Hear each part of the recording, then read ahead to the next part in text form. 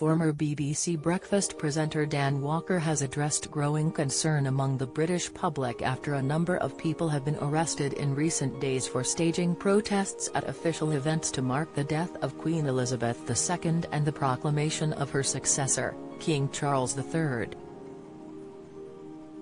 Some, including the campaign group Liberty, have raised concerns about whether the right to protest, among people who oppose the monarchy, should be stopped.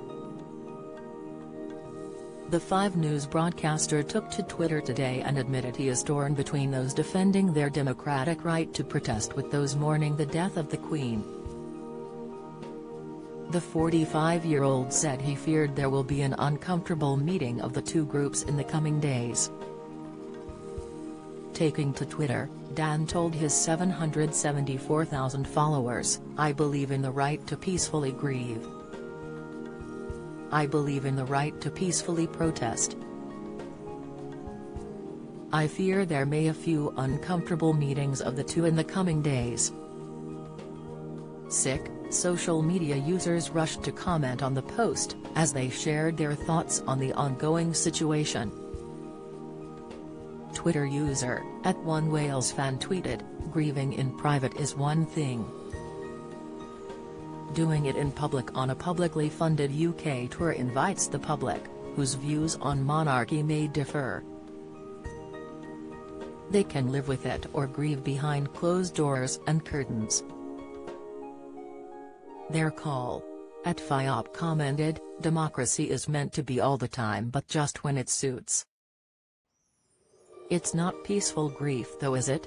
Taking over our towns and cities, dictating what we can and can't do, cancelling medical appointments, funerals, holidays, immense cost to the taxpayer," argued Colin James. @Julius Cow added, "I'm anti-monarchy, just in principle and per se. I don't think protesting at the funeral is either fair or going to do any good. She has a real family feeling real grief. But protesting the accession of the next monarch is definitely the right time and place." Others spoke against the protests as they suggested the public should be able to mourn the loss of Her Majesty without disruption. Old Patio said, "Indeed, Dan. But as Nicola Sturgeon said in the service at St Giles, a time to speak and a time to be silent. Disregarding the feelings of a mourning family is not the right time to speak out against the monarchy." @Alertmul agreed, "Right time, right place, and if you decide to turn up to a situation where thousands of people are mourning, you are inciting a breach of the peace and should be removed." Outlander's Sophie Skelton unveils new face after emergency surgery. Latest Stacey Dooley flaunts growing baby bump in new photo pictures. Kirstie Allsopp slams Meghan and Harry's treatment of Queen royals. People who wish to protest the monarchy have many opportunities to do so on a daily basis.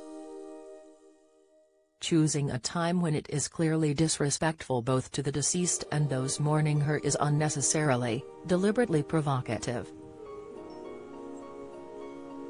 A potential for breach of the peace and arrest, @Paul Roman tweeted. @Crow added, "There is a time and place to protest, and at a funeral or procession of a coffin followed by mourning family is not one of them and never will be." Several anti-monarchy protesters have been arrested or spoken to by police in the UK, sparking questions about the laws around freedom of speech. A man who heckled Prince Andrew as he followed the Queen's cortege in Edinburgh on Monday is among those arrested, along with a woman holding up an "Abolish Monarchy" sign at a proclamation ceremony the previous day.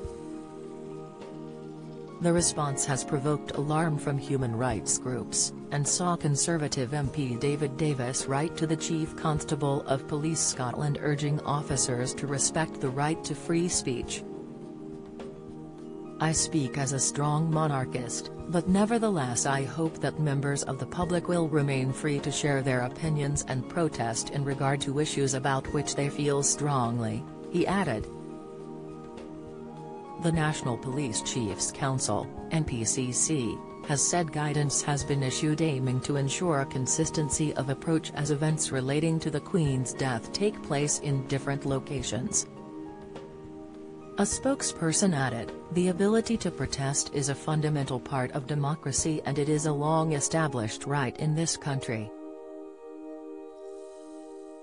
We know some people want to protest on a range of issues during this time of national mourning and officers must balance these rights against those who wish to grieve and reflect."